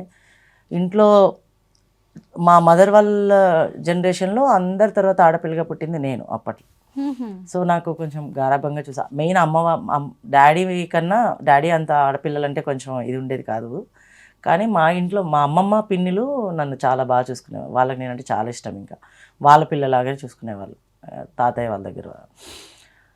నాకు ఎప్పుడు అబ్బాయిలాగా ఉండడం, మా తాతయ్య ఎలా బిహేవ్ చేస్తారు, మా తాతయ్యలాగా నేను బిహేవ్ చేయడము అలా ఉండేవి. మా అమ్మమ్మ కూడా మమ్మల్ని ఇద్దరిని ఒకేలాగా, అతను ఏం తింటే అలాగే, ఏ బట్టలు వేసుకుంటే అలాంటి బట్టలు నాకు ఇచ్చేయడం అలా పెంచారు. ఎప్పుడైతే హైదరాబాద్కి వచ్చామో అంతా డాడీ దగ్గర ఉండడం కొంచెం భయం ఉంది. కాకపోతే నేను చిన్నప్పటి నుంచి కబడ్డీలో ఉండడం వల్ల ఏంటంటే అబ్బాయిల బట్టలు ఎక్కువ వేసుకునేది. ఎవరికి దీని గురించి నేను ఇలా ఓపెన్గా చెప్పాల్సిన అవసరం వచ్చేది కాదు. కానీ వయసు పెరుగుతున్న కొద్దీ ఖచ్చితంగా ఇంట్లో వాళ్ళు మనల్ని ఐడెంటిఫై చేస్తారు. ఆడపిల్ల నువ్వు గుర్తుంచుకో, ఇలా ఉండు అని అంటారు. అది నాకు చాలా స్ట్రగుల్ ఇచ్చింది. ఆ స్ట్రగుల్ నుంచి రావడం చాలా టైం పట్టింది. ఇంట్లో వాళ్ళతో దెబ్బలు తినాల్సి వచ్చింది. అందరినీ ఆల్మోస్ట్ ఇంట్లో వాళ్ళని ఒక 2 years 3 years వాళ్ళు ఈవెన్ నేను మాట్లాడకుండా ఉండాల్సి, అట్లీస్ట్ నేను ఎక్కడున్నానో కూడా తెలియకుండా ఉండాల్సి వచ్చింది. ఎందుకంటే నేను 16 yearsకి 17 yearsకే ఇంటి నుంచి బయటకు వచ్చాను. నాకు 18 years రాకుండా నేను ఎక్కడ గట్టిగా మాట్లాడలేను. కాబట్టి అప్పుడు చాలా స్ట్రగుల్ అయ్యాను ఆ ఏజ్ వరకు. 18 years తర్వాత నేను కొంచెం స్ట్రాంగ్ అవ్వడం, నన్ను నేను సెల్ఫ్ బిల్డ్ చేసుకోవడం స్టార్ట్ చేశాను. మొత్తం ఇంట్లో మా డాడీ అప్పట్లో చెప్పాను కదా, ఆడపిల్లలు ఇలాగే ఉండాలి. మా కాలనీ మొత్తం మీ అమ్మాయి ఇలా తిరుగుతుంది, ఎప్పుడు అబ్బాయిలతో తిరుగుతుంది, ఎప్పుడు అబ్బాయిలతో క్రికెట్, ఎప్పుడు ఎవరితో ఏదో బాలెళ్ళి ఎవరింటికైనా తగిలేది, లేకపోతే ఏదైనా ఎక్కడైనా అవ్వేది, వేరే పిల్లలకి దెబ్బలు తగులుతాయి కదా ఆడేటప్పుడు. అసలు ఆడపిల్ల లెక్క ఉండకుండా రోడ్డు మీద ఇట్లా చేస్తారని చెప్పి గొడవలకు వచ్చేవాళ్ళు. ఇంకా అలా ఎక్కువ మా డాడీ బాగా కొట్టేవారు నన్ను, అసలు విపరీతంగా కొట్టేవాళ్ళు. అసలు ఆ దెబ్బలు తిని ఇప్పటికీ నొప్పి వస్తాయి. ఏదైనా గుర్తొస్తే ఇప్పటికీ నొప్పి వస్తాయి. అన్ని దెబ్బలు తిన్నాను మా నాన్నగారితో నేనైతే. సో కానీ మా ఇంట్లో మా పేరెంట్స్ అందరికీ నా గురించి తెలుసు, నా గురించి తెలుసు, కానీ యాక్సెప్ట్ చేయలేదు. కానీ ఫస్ట్ ఇంకా మా నాన్నగారు చనిపోయే ముందు ఈ విషయాలన్నీ నేను ఇంకా అతనితో మాట్లాడడం మీద అతనే ఫస్ట్ యాక్సెప్ట్ చేశారు. నేను తప్పు చేశాను, నీ జీవితంలో చాలా ఇలాంటి నిన్ను ఇలా కంట్రోల్ చేసి నిన్ను బాధ పెట్టి దూరం పెట్టి అని నాకు దగ్గరైన కొన్ని రోజులకే మా నాన్నగారు చనిపోవాలి. సో ఇంకా బట్ స్ట్రగుల్స్ అన్నీ అయిపోయాయి. ఏమో అవన్నీ చూడడం వల్ల ఇప్పుడు కొంచెం హ్యాపీగా ఉన్నానేమో. ఎందుకంటే అప్పట్లో నాకు ఏం లేదు, చదువు లేదు, ఉద్యోగం లేదు, చాలా కష్టపడుకుంటూ వచ్చాను. 18 years 2000, ఇప్పుడు 33 years నాకు. అప్పుడు నా చిన్న ఏజ్లోనే అన్నీ అంటే ఆ ఫియర్, ఇప్పుడు సగానికి సగం వయసు నాకు కష్టపడాల్సి వచ్చింది అప్పట్లో. ఇప్పుడు అమ్మ వీళ్ళందరూ టచ్లోనే ఉన్నారా? సిబ్లింగ్స్ ఉన్నారా మీకు? వాళ్ళ రియాక్షన్ ఏంటి? విషయం ఏంటంటే నేను మారనప్పుడు, అంటే నాకు గడ్డం మీసాలు లేనప్పుడు, ఇవన్నీ లేనప్పుడు నేను ఇలా అని మా తమ్ముడికి తెలుసు. అప్పుడు ఇంట్లో వాళ్ళతో వాడే ఫైట్ చేసేవాడు. ఏమని, తనకు నచ్చినట్టు ఉండనివ్వండి, ఎందుకు ఇబ్బంది పెడతారు అంటే. ఒక పెద్ద ఇన్సిడెంట్ జరిగింది మా ఇంట్లో నా ద్వారా. ఆ ఇన్సిడెంట్లో అందరు ఒక సైడు, నేను ఒక్కడిని ఒక సైడ్ అయిపోయాను. అందరూ ఆల్మోస్ట్ ఒక 18 members మా ఫ్యామిలీ, మాది చాలా పెద్ద అంటే రిలేటివ్స్ కలిసి ఉన్న ఫ్యామిలీ అన్నట్టు. ఇంట్లో మాత్రం మేమే ఉండేవాళ్ళం, కానీ అందరు పిన్ని బాబాయిలు వీళ్ళంతా ఒక 18 members ఒక సైడ్ కూర్చొని నన్ను ఒక్కడిని మధ్యలో కూర్చోపెట్టి, నువ్వు ఇలా చేస్తే ఇంట్లో నిన్ను రానివ్వము, నిన్ను ఇచ్చేస్తామంటే అప్పుడు మా తమ్ముడు స్టాండ్ ఇచ్చాడు. చిన్నోడే అప్పుడు. అప్పుడు స్టాండ్ ఇచ్చాడు. నాకు అప్పుడు గడ్డం మీసాలు ఏం లేవు. ఎప్పుడైతే నాకు ఈ గడ్డం మీసాలు రావడం స్టార్ట్ అయ్యాయో, బయట సొసైటీ నుంచి వాడికి ఎక్కువ ప్రెషర్ పెట్టడము, ఇవన్నీ పెట్టడము, దానివల్ల వాడు అది తీసుకోలేకపోయాడు. 2020 నుంచి ఇంటికి వెళ్ళడం ఆపేసాను నేను. 2000 అంతకుముందు మా ఇంట్లో నేను నాకు గడ్డ మీసాలు రాకముందు ఎవ్రీ సాటర్డే మా అమ్మ ఫోన్ చేసి, ఇంటికి రా, మా తమ్ముడు నువ్వు వస్తావని ఇత్తేస్తున్నావు, ఎక్కడున్నావు ఎవ్రీ వీక్. నెలలో ఒక రోజు ఇంక ఇంటికి వెళ్ళకపోతే మా అమ్మ అయితే ఇంకా దిగులుగా ఇది అవ్వడం అలా ఉంటుండే. ఇప్పుడు మొత్తం అదంతా మారిపోయింది. అది చాలా హట్ అవుతాను నేను ఎప్పుడైనా. నాకు ఏదైనా అయితే అదొకటే కొంచెం ప్రెజర్. మా తమ్ముడు ఎలా అంటే ఇప్పటికీ మా పిన్ని చెప్తుంది, మా అమ్మ చెప్తారు. వాడు చాలా చిన్న, నాకన్నా ఒక 5 years చిన్న. సో నేను స్కూల్ తొందరగా ఆపేసాను, చదువుకోలేదు. 7th class చదువుకున్నాను నేను ఈ జెండర్ ఇష్యూస్ వల్ల. అయితే ఆపేస్తే నేను చిన్నప్పటి నుంచే ఉద్యోగం చేయడం స్టార్ట్ చేశాను కదా, 1500 జీతం అలా వచ్చేది. వాడికి నేను స్కూల్కి వెళ్ళినప్పుడు ఇది కావాలా అది కావాలి, 1500 జీతం వస్తే ఫస్ట్ వాడిని రెస్టారెంట్ తీసుకెళ్ళి వాడు తినిపించాలి, వాడికి ఏం కావాలో కొనించాలని అన్నీ చేస్తుండే నేను. అయితే ఇప్పుడు వాడు పెద్దోడయ్యాడు బాగా. వాడు సంపాదించిన డబ్బులతో నాకు ఏదైనా చేయాలంటే నేను దగ్గర లేదని వాడు బాగా బాధపడతాడు. అంటే వాడి ఉద్దేశంలో నేను ఒక అక్కగా ఉంటాను కదా, ఇంత చేశాను. కానీ ఎప్పుడు నేను ఇలా మారినప్పుడు ఎప్పుడు కూడా నన్ను అక్క అని పిలవలేదు. నా షార్ట్ కట్లో ఇంట్లో అందరూ ఇమా అని పిలుస్తారు నన్ను. ఇమా అనే పిలుస్తారు. ఇంత చేశాను, ఇప్పుడు ఇమా లేదు, అసలు తినడానికి లేదు, అలా అని బాధపడతాడు. ఇప్పటికీ బాధపడతాడు. కానీ సొసైటీ వల్ల వాడు నన్ను దగ్గర తీసుకోలేకపోతున్నాను. విమల్, మామూలుగా ట్రాన్స్ విమెన్కి జరిగే సర్జరీస్ ఏంటి అనేది నాకు కొంత ఐడియా ఉంది. బట్ ట్రాన్స్ మ్యాన్కి జరిగే సర్జరీస్ నాకు తెలీదు. అంటే గడ్డాలు మీసాలు రావడానికి, అలాగే వాయిస్ మారడానికి, అలాగే ఇంకా మగ లక్షణాలు, మగ అవయవాల కోసం సర్జరీస్ చేయించుకుంటారా? సేమ్ ప్రాసెస్ ఉంటుంది. వాళ్ళకు ఒక ఎలా అయితే ఉంటుందో కొంచెం మాకు టిపికల్గా ఉంటాయి కొన్ని సర్జరీస్ వల్ల. మేము కొంచెం ఎక్కువ టైం తీసుకుంటాము, ఎక్కువ ఇదవుతుంది. కాకపోతే యాజ్ ఇట్ ఈజ్ మాకు ఈ గడ్డ మీసాలు రావడానికి హార్మోన్స్ ఉంటాయి. దీనికి ఏమి సర్జరీస్ ఏం చేయించుకోము మేము. కాకపోతే మిగతావన్నీ కూడా సర్జరీస్ చేయించుకోవడం. సేమ్ యాజ్ ఇట్ ఈజ్ ఒక అబ్బాయి ఎలా అయితే కంప్లీట్ బాయ్ లాగా ఉంటారో అలాగే ఉంటాం. ఓపెన్గా చెప్పాలంటే ఒక పిల్లల్ని మాత్రం ఇంకా అనలేం, కానీ మిగతా అదంతా కూడా same as it is boy ఎలా ఉంటారో అలాగే ఉంటాం. ఈ వైఫ్ని మీరు ఏమని పిలుస్తారు? ఎక్కువ అయితే నాన్న లేకపోతే అమ్మ అని పిలుస్తాను. ఓ, మీ ఆయన ఏమంటారేంటి? నేను ఎక్కువ నాన్న అని పిలుస్తా. ఈ మధ్య కొత్తగా అబ్బాయి అని పిలుస్తున్నా. స్టేటస్ లో మాత్రం యాపిల్ పెట్టుకుంటా తన కోసం. ఏంటి ఇద్దరి ఫ్యూచర్ ప్లాన్స్ ఏంటి? ఆరోహి, ముందు మీరు చెప్పండి. నా ఫ్యూచర్ ప్లానింగ్ యాక్టర్ కావాలి అని. అది కూడా బెస్ట్గా వస్తేనే వెళ్తాను. ఇప్పుడున్న జనరేషన్ ఎట్లా ఉంది అంటే యాక్టర్ అనగానే కమిట్మెంట్ అట్లాంటివన్నీ కాకుండా నాకంటే ఒక మంచి ఛాన్స్ వచ్చినప్పుడు దాన్ని నేను ప్రూవ్ చేసుకోగలుగుతాను. ఒకవేళ ఛాన్స్ రాకపోయినా ఇప్పుడిప్పుడే నేను ఛానల్ పెట్టుకున్నాను. దానిలో నేను ఏంటో ప్రూవ్ చేసుకునే టైం వచ్చింది అని నాకు అనిపించింది. నేను ఖచ్చితంగా ప్రూవ్ చేసుకుంటాను. మా ఆయన్ని బాగా చూసుకోవాలి, బాగా చూసుకుంటాను. మీరేమనుకుంటున్నారు విమల్? నాదైతే ప్రెసెంట్లీ అంటే ఈ 6 నెలల గ్యాప్లో చాలా ప్లాన్స్ మారిపోయాయి కొంచెం. ఎందుకంటే నేను ఈ బ్రేకప్ సిచ్యువేషన్లో కొంచెం బాగా డిస్టర్బ్ అయ్యాను. డిస్టర్బ్ అవ్వడం, వర్క్ మీద ప్రెషర్ ఎక్కువ పెట్టుకున్నాను. సో ఒకవేళ ఇన్ కేస్ తను ఈ సంవత్సరం నా దగ్గర రాకపోతే ఇంకా నేను ఇండియా నుంచి, నాకు అంజలి రిమి అని చెప్పి యుఎస్లో ఉంటుంది, తను అక్కడే సెటిల్డ్, అంతా అక్కడే ఉంటారు. తను ఎలా అంటే నాకు మా అమ్మ నన్ను కన్నది అంతే. మా అమ్మ నన్ను కన్నది, తిను కనలేదు. అలా అసలు ప్రతి ఒక్క విషయంలో నాకు, నేను బాధపడితే తట్టుకోలేదు, నేను ఆనందంగా ఉంటే దాంట్లో ఇంకెక్కువ తను ఆనందంగా ఉంటుంది. ప్రతి 1 hour తను ఓన్లీ పడుకునే టైంలో మాత్రమే నాకు మెసేజ్ చేయకుండా ఉంటుంది. మిగతా టైంలో ఎక్కడున్నావు నాన్న, బాగున్నావా ఈరోజు మాట్లాడుతుంది, మళ్ళీ 1 గంట తర్వాత ఎలా ఉన్నావు అని అడుగుతుంది అనమాట. ఇంకా నేను అనుకున్నాను, ఇంకా తిన్న లైఫ్లో రాకపోతే ఇంకా నేను షిఫ్ట్ అవుదాము, ఇంకా అక్కడ ఒక 2 years టైం తీసుకొని ప్రాసెస్ మెల్లిగా స్టార్ట్ చేసుకొని యూఎస్ వెళ్ళిపోదాము అని అనుకున్నాను. మళ్ళీ ఇప్పుడు అంతా తిరిగి ఏం కాదులేండి, ఈవిని కూడా తీసుకొని వెళ్ళిపోవచ్చు. అంతే కదా, చాలా ప్లాన్స్ ఉండే. అండ్ మెయిన్ వచ్చి నాకేంటంటే చాలామంది అంటారు, వచ్చిన వాళ్ళందరూ అంటారు, నీకేం అవసరము, కమ్యూనిటీ కోసం ఎందుకు పని చేస్తావు, మారిపోయావు కదా, సొసైటీకి ఎక్కువ చెప్పుకోకు, నువ్వు అబ్బాయిగానే ఉన్నావు, అబ్బాయిగానే ఉండి ఎందుకు కమ్యూనిటీ చెప్పుకుంటే అందరు ఇలా అనుకుంటారంటే. కానీ నాలా ఉన్న వాళ్ళు ఎవరైతే, అది ఫీమేల్ టు మేల్ కానివ్వండి, మేల్ టు ఫీమేల్ కానివ్వండి, వచ్చే జనరేషన్కి మ్యాక్సిమం యాక్సెస్ ఉండాలి, చదువు కానీ, ఉద్యోగాలు కానీ, ఇంకేదైనా. రీసెంట్గా మా trans women and trans మెన్స్కి almost 42 మెంబర్స్కి 42 మెంబర్స్, ఎందుకంటే ఇద్దరు కొంచెం డ్రాప్ అవుట్ అయ్యారు. Okay. అందుకని నేను ఇంకా అక్కడే ఉన్నాను అయితే. ఓన్లీ మా సెంటర్ ఏదైతే క్యూటీ సెంటర్ అని మేము అన్నామో, మాకు ముందు రోజు చెప్పారు ఆ సెంటర్ నుంచి 29 అప్లికేషన్స్ నేను ఒక్కడనే పంపించాను. మా సెంటర్ వాళ్ళందరం కలిసి 29 అప్లికేషన్స్ పంపించాం, వాళ్ళందరూ సెలెక్ట్ అయ్యారు. సో అలా ఇంకా ముందు కొత్త ఆపర్చునిటీస్ రావాలి. గవర్నమెంట్ ద్వారా వస్తే ఎక్కువ సోర్సెస్ ఉంటాయి చదువుకోవడానికి కూడా. మేము సెంటర్ నుంచి కానీ, నేను ఇండివిజువల్గా కానీ, తనకు కూడా ఇప్పుడు అదే చెప్తాను, నాకు కమ్యూనిటీ విషయంలో నేను ఎక్కువ ఇన్వాల్వ్ అవుతా. టైం ఉండదు, ఒకసారి తనని నువ్వు మాట్లాడకు తర్వాత మాట్లాడదామని కూడా అనేస్తాను. అలా సార్ బిజీ. సో నాకు కమ్యూనిటీ గురించి ఎక్కువ పనిచేయాలని ఉంది. ఎవరైనా ఇలా బయటకు వస్తే వాళ్ళకి ఉండడానికి ఇల్లు దగ్గర నుంచి జాబ్ చేసుకునే ఆప్షన్ ఏదైతే ఉంటాయో, ఆపర్చునిటీస్ కావాలనుకుంటే అక్కడి వరకు వాళ్ళకి కావాల్సిన హెల్ప్ అంతా చేయాలనేది నా ఉద్దేశం. అది నేను ఇప్పుడు జాబ్ చేస్తున్న పొజిషన్ కావచ్చు, రేపటి రోజు మేమిద్దరం ఏదైనా వేరే స్టార్ట్ చేసి కావచ్చు, అదైతే నా డ్రీమ్ ఉంది.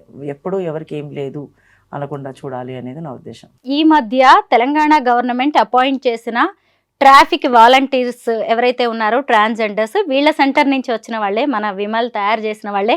అయితే ఈ సందర్భంగా నేను ఒక్క క్వశ్చన్ అడగాలి, ఎందుకంటే నేను రీసెంట్గా రచన ఇంటర్వ్యూ చేసినప్పుడు అందులో ఒకళ్ళు కామెంట్ పెట్టారు, ట్రాన్స్జెండర్స్లో ముస్లిమ్స్ క్రిస్టియన్స్ కూడా ఉంటారా అనేది. అంటే చూసారా ఎంత అవగాహన రాహిత్యం అని కనిపిస్తోంది. ఎందుకంటే దీన్ని అవగాహన రాహిత్యం అని కూడా అనలేను నేను దీన్ని, అంటే తెలియట్లేదు ట్రాన్స్జెండర్స్ గురించి. వీళ్ళు మనుషులే, కులం మతంతో దీనికి సంబంధం లేదు అనేది. మీరు ఏం చెప్తారు విమల్? అన్నీ ఈ క్యాస్ట్ లేకపోతే క్రిస్టియానిటీ, హిందూయిజం అనేది నార్మల్గా జనరల్గా అన్నిట్లో ఉంటుంది. కాకపోతే with in the community, transgenders కమ్యూనిటీలో దీంట్లో ఎక్కడ కూడా మేము ఇది అని చాలామంది చెప్పుకోరు. ఏదైతే ఇప్పుడు ట్రాన్స్ ఉమెన్ సిస్టమ్ ఉంటుంది కదా, అందులో ముస్లిం పద్ధతులు ఉంటాయి అండ్ హిందూ పద్ధతులు ఉంటాయి. కానీ మేమందరం ఒక జెండా కిందకి వచ్చినప్పుడు మేము అందరం ఒకటేనే ఎక్కడ చెప్పుకుంటాం. మేము క్యాస్ట్ కానీ ఇవన్నీ మేము ఇదని ఎక్కడ మెన్షన్ చెప్పాం. ఇండివిజువల్గా ఇప్పుడు నేను హిందూ, నాకు ఎక్కువ దేవుడిది, నేను క్రిస్టియానిటీకి ఇచ్చేస్తాను. తను కూడా అలాగే, వాళ్ళ ఇంట్లో ఇప్పుడు ఓన్ సిస్టర్ అండ్ బావ వాళ్ళిద్దరు క్రిస్టియన్స్ అలా అని చెప్పి తను కాదు. అలా అన్నిట్లో ఉంటాయి. కానీ విత్ ఇన్ ద కమ్యూనిటీ ఏంటంటే మేము అందరం ఒకటే అని చెప్పుకుంటాం, కానీ మా కులం పెద్ద, మీ కులం పెద్ద అని ఎప్పుడూ మా కమ్యూనిటీలో రాదు. ఇది ఒక్కదానికి మాత్రం నేను చెప్తాను. ఇక్కడ కూడా ఒక గొప్ప విషయాన్ని మనం గుర్తించాలి. ఇంకా మనం కులం మతం అని మాట్లాడుకుంటున్నాం, కానీ అర్ధనారీశ్వరులకి ప్రతీకగా చెప్పుకునే వీళ్ళల్లో అలాంటివి ఏం లేవు. ఇది ఇంకా గొప్ప విషయం. మీ ఇద్దరితో మాట్లాడుతుంటే అసలు టైమే తెలియట్లేదు. మొత్తానికైతే మీ ఫ్యూచర్ నా కళ్ళ ముందు కనిపిస్తోంది. బాగుండాలి, థ్యాంక్ యూ. అందరితో మంచి అనిపించుకోవాలి, ఇంకొక 10 మందికి మీరు ఆదర్శంగా మారాలి. ఎలా అయితే ట్రాన్స్ మ్యాన్గా, ట్రాన్స్ విమెన్గా మీరిద్దరూ ఇలా ఎంతమందికి ఇన్స్పిరేషన్గా మారారో, ఒక కపుల్గా, భార్యాభర్తగా, ముసలోళ్ళు అయ్యే వరకు కొట్టుకోండి తిట్టుకోండి అవని, లేకపోతే భార్యాభర్తలు కానే కారు, విడాకులు అలాంటి అక్కడ వరకు మాత్రం అస్సలు వెళ్ళదు. 10 సార్లు అయిపోయినాయి. భార్యాభర్తగా మాత్రం తీసుకోవద్దు. లవర్స్ గా ఎన్నిసార్లు అయినా తీసుకోవచ్చు, ఎన్నిసార్లు అయినా కలవచ్చు. బట్ మీరు ఎంతో మందికి ఇప్పుడు ఇన్స్పిరేషన్ గా మారారు. మీరు వేసే ప్రతి అడుగుని అందరూ గమనిస్తూ ఉంటారు. ఈరోజు మీ ఇద్దరు పెళ్లి చేసుకుంటే నేను ఇంటర్వ్యూకి ఎలా పిలిచానో, రేపు విడిపోయినా కానీ మీరు అంతమందికి సమాధానం చెప్పాల్సి వస్తుంది. మీ చుట్టూ జరుగుతున్న పరిణామాలని కూడా చూశారు. ట్రాన్స్జెండర్స్ మీద ఇప్పటికే చాలా అపోహలు, రకరకాలైన భయాందోళనలు అన్ని నెలకొని ఉన్నాయి. వాటిని పోగొట్టడంలో మీరిద్దరు ప్రధాన పాత్ర పోషించాలని నేను కోరుకుంటున్నాను. నాకు ఇంత వాల్యుబుల్ టైం ఇచ్చినందుకు ముందుగా మీ ఇద్దరికి thanks. Thank you so much.